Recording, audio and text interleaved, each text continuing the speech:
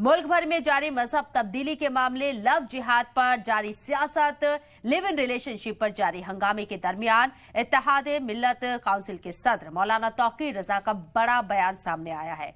उन्होंने कहा है कि हमारे सारे उलेमाओं ने ये फैसला लिया है कि मुल्क में अब किसी भी गैर मुस्लिम को मुसलमान नहीं बनाया जाएगा। उन्होंने साफ तौर पर कहा कि अगर कोई मुसलमान होता है तो उसे इस्लाम में दाखिल करने की इजाजत नहीं होगी।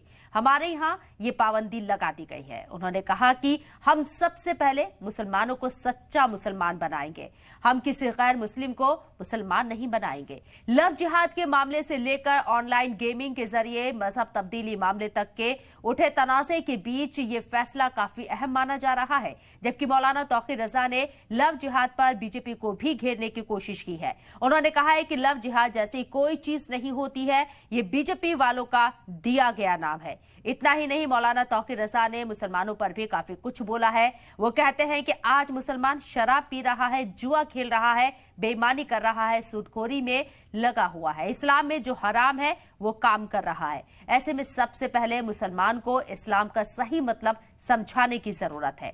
मौलाना तौकीर रजा यही नहीं रुके, आगे वो ये भी कहते हैं कि हमारी करतूत और तरीकों की वजह से मुसलमान के खिलाफ नफरत जैसे हालात बन रहे हैं। इसमें हम बीजेपी या आरएसएस को कसूरवार नहीं मानते हैं। आम हिंदू को ऐसा दिख रहा है कि हमारे तरीके और करतूत ठीक नहीं है। आज बात इसी पर करेंगे कि इस खबर का खैर मकदम होना चाहिए।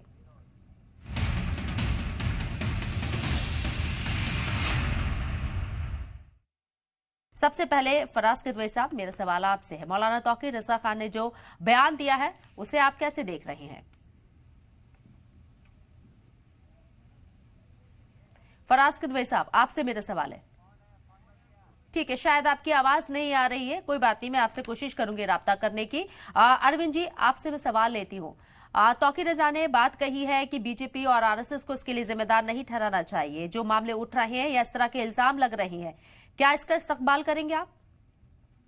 और देखिए, बीजेपी और आरएसएस तो कहीं से जिम्मेदार नहीं है। बीजेपी आरएसएस कैसे जिम्मेदार हो सकती है? और ये भी बात सही है कि इस देश के जो 90% लोग हैं वो शांति से रहना चाहते हैं, एक दूसरे के साथ भाईचारा के साथ रहना चाहते हैं। कुछ कट्टरपंथी तत्व जरूर हैं जो भड़काते हैं, जिनको लगता है कि यदि शांति बनी रहेगी तो फिर उनकी राजनीति नहीं चलेगी, उनका सिक्का नहीं चलेगा, वो बिगाड़ते रहते हैं। जहां तक धर्म परिवर्तन की बात है तो मुझे लगता है कि दबाव देकर जो धर्म परिवर्तन होता है उसकी निंदा की जानी चाहिए। सबको स्वतंत्रता होनी चाहिए कि जो जिसको जिस मजहब में रहना चाहे वो रहे, जिसको जो उपासना पद्धति अच्छी लगे उसका पालन करे। कहीं भी दबाव में, लालच में किसी का यदि परिवर्तन किया जा रहा है तो उसकी निंदा होनी चाहिए। और मुझे लगता है धर्म परिवर्तन की जरूरत है।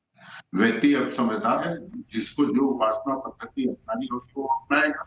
लेकिन एक है, आजादी के बाद से ही हिंदू मुसलमान की राजनीति करो और की राजनीति करो, मुसलमानों को शुद्धिकरण की बात करो उनके बीच में जाके और उनको से समाज से जुड़ने न दो। ये राजनीति होती आई है और इस बात से मैं सहमत हूँ कि ऐसे कट्टरपंथी तत्वों से दूरी बना के रखना चाहिए और हर समाज को अपने बीच में सुधार के लिए तैयार रहना चाहिए। जी।